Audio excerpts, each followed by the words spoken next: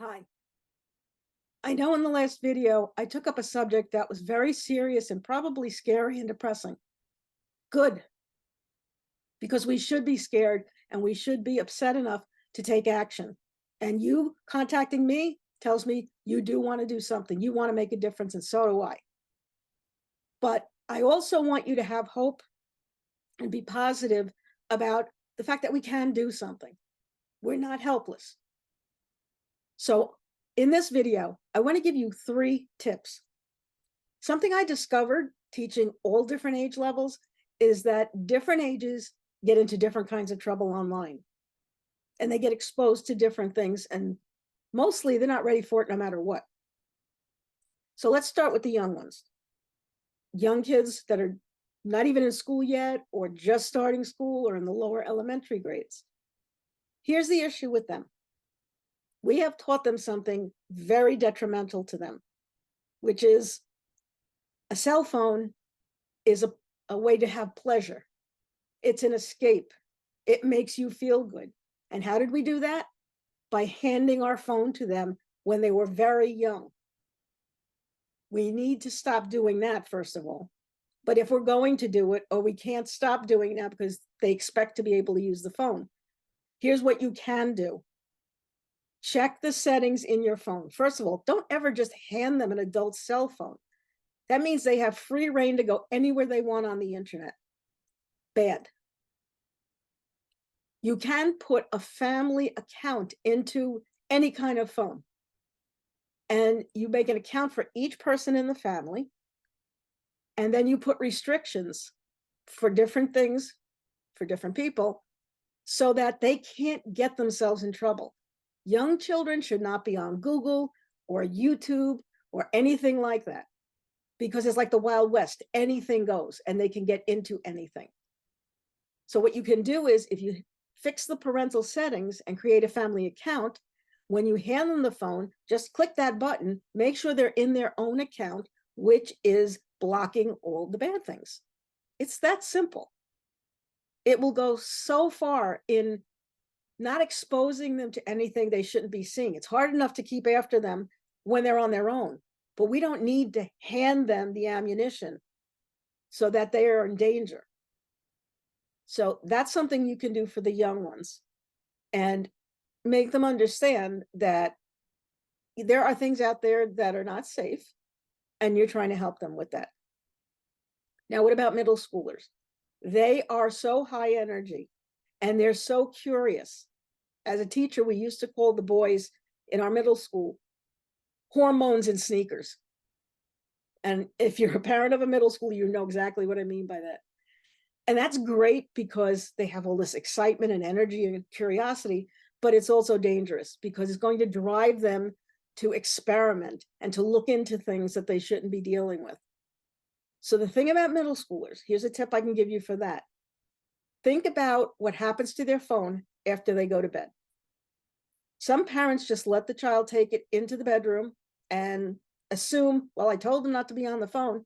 They think that's what they're doing. Our kids are smarter than that. They're not smart about keeping themselves safe, but they're really clever about fooling mom and dad.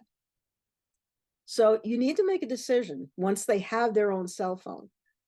What's the rule for what they do with it at night? Can they take it into their bedroom? I know many parents who say, good night, sleep tight, give me the cell phone, and they keep it in their own room.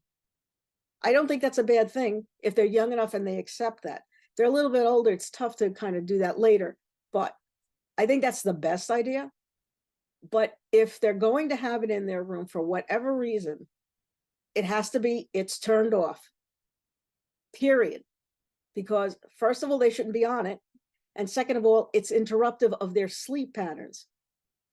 It's bad enough they're going to sneak around and try to use the internet at night and then wake up like zombies the next morning. But you do what you can do. So they shouldn't be leaving it near their heads or anywhere close to where they're sleeping. And everything should be turned off, including any beeps and whistles and buzzes and all of that stuff. Okay. And I would spot check every once in a while, like on different nights. Don't announce it in advance. Wait an hour, take a peek in the room. Another night, wait 2 hours. Another night, 10 minutes. And then they're going to get the idea, oh, okay, I can't do this. Or if you catch them on the phone when they shouldn't have been, then that's when you can take it and say, okay, now you have to earn back my trust because I'm trying to keep you safe. I'm not spying on you. I'm worried about keeping you safe. Now, what about high school and college students who think there's nothing anybody can teach them? And in many cases, their parents believe the same thing, that they have this all figured out. Well, they don't. Because if they did, they wouldn't get themselves in trouble. And the kind of trouble at that age they tend to get into most is oversharing, just destroying any privacy they may have in their lives, and not to mention yours as well, because they tend to share things about their families and friends and everything else.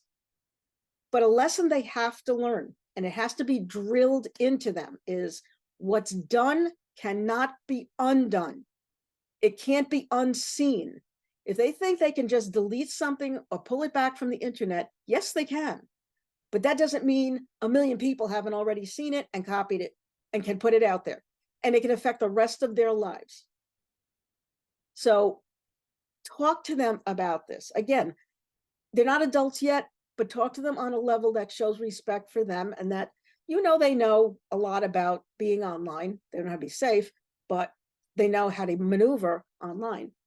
But that they don't want to live with the consequences of sharing too much. It could endanger them. It could endanger your family. All kinds of bad things come out of putting too much online and the wrong people see it. What our kids don't stop and think about is the bad guys know where our kids go. That's why they hang out there. That's why they go to social media, because that's where they know they're going to find our kids. So the more they share, the more danger they're putting everyone in, not to mention their future. Remind them that college recruiters, employers, the first thing they do if you apply to go to a college or you apply for a job is they Google your name and they look to see what you did online. Students have been denied entrance to college or jobs, and they've been kicked out of college and lost their jobs for things that they did years ago. So that's something, a discussion to have with your children if they're a little bit older, is the whole world doesn't have to know literally what they do 24 hours a day.